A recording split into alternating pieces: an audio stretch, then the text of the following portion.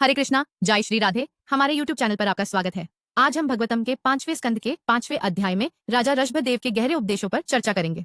ये उपदेश जीवन के उद्देश्य, भक्ति और आत्मा के वास्तविक स्वरूप को जानने के लिए मार्गदर्शन प्रदान करते हैं। वैसे आप चाहे तो नित्य भागवत कथा सत्र से जुड़कर विस्तृत कथा सुन सकते हैं। रोज सुबह के साधना सत्र से जुड़कर आप अपने दिन को आध्यात्मिक बना सकते हैं और भागवत चिंतन से हृदय को शुद्ध रख सकते हैं। राजा ऋषभदेव, जो भगवान विष्णु के अवतार है, केवल एक राजा नहीं बल्कि एक महान आध्यात्मिक गुरु भी थे, जिनके उपदेश हमें जीवन के सही मार्ग पर चलने की प्रेरणा देते हैं। अपने राज्य को त्यागने से पहले उन्होंने अपने 81 पुत्रों को गहरे आध्यात्मिक उपदेश दिए थे और आज हम उन उपदेशों के प्रमुख अंशों को समझेंगे। ऋषभदेव का पहला उपदेश है भौतिक सुखों से वैराग्य। वह अपने पुत्रों से कहते हैं कि मनुष्य जीवन बहुत दुर्लभ है और यह आध्यात्मिक उन्नति के लिए एक अवसर है, लेकिन यह अवसर केवल भौतिक सुखों के पीछे भागने में नष्ट हो जाता है। ऋषभदेव हमें याद दिलाते हैं कि ये भौतिक सुख क्षणिक होते हैं और असंतोष ही पैदा करते हैं। आत्मा का असली उद्देश्य भौतिक सुखों का आनंद नहीं बल्कि ब्रह्मा से जुड़कर शाश्वत आनंद प्राप्त करना है।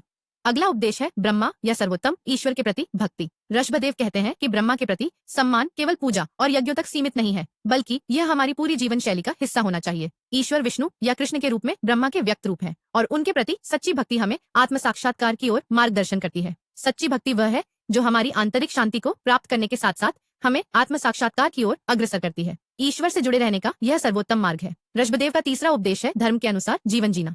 वह कहते हैं कि हमें अपने कर्तव्यों को निभाते हुए निस्वार्थ सेवा करनी चाहिए और उसके फल के प्रति कोई आसक्ति नहीं रखनी चाहिए। जब हम अपने जीवन को धर्म के अनुसार जीते हैं तो हम ईश्वर की इच्छा के अनुरूप जीवन जीते हैं और आध्यात्मिक उन्नति करते हैं। जब हम धर्म के मार्ग पर चलते हैं तो हमारे जीवन में गुण जैसे विनम्रता, करुणा और धैर्य उत्पन्न होते हैं, जो हमें दिव्य के निकट लाते हैं। ऋषभदेव का एक और गहरा उपदेश है आत्मा के शाश्वत स्वरूप का बोध। शरीर नश्वर है और मन भौतिक इच्छाओं से प्रभावित होता है, लेकिन आत्मा शाश्वत, पवित्र और अपरिवर्तनीय है। ऋषभदेव हमें बताते हैं कि हमें शरीर और भौतिक इच्छाओं से परे जाकर अपने आत्मिक स्वरूप को पहचानना चाहिए। जब हम यह समझने लगते हैं कि ब्रह्मा हमारे भीतर है, तो हम दुनिया को दिव्य दृष्टि से देखना शुरू करते हैं। यही आत्मबोध हमें शांति और मोक्ष की ओर ले जाता है। अंत में ऋषभदेव हमें बताते हैं कि ब्रह्मा का सर्वोत्तम सम्मान है निःस्वार्थ सेवा और विनम्रता। जब हम बिना किसी स्वार्थ के दूसरों की सेवा करते हैं तो हम ब्रह्मा की सेवा करते हैं। ऋषभदेव का संदेश स्पष्ट है, ईश्वर हर जगह है, सभी प्राणियों में और हमारे प्रत्येक कार्य में।